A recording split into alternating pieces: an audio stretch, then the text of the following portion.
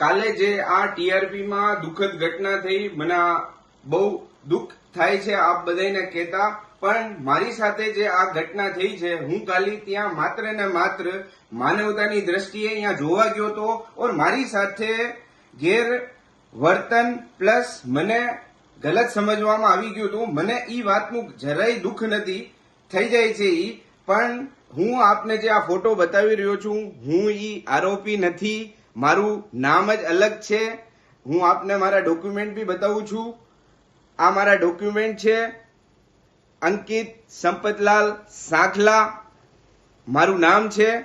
હું આપ બધાય મીડિયા પાર્ટનર જેટલા દેશ વિદેશમાં, રાજકોટના, ગુજરાતમાં, આપ બધાને નમ્ર વિનંતી કરું છું કે આ વિડીયો જલ્દથી જલ્દ આપ હટાવો. આમાં મારી ઓર મારી ફેમિલીના માટે બહુ આ ખતરનાક સાબિત થઈ શકે છે.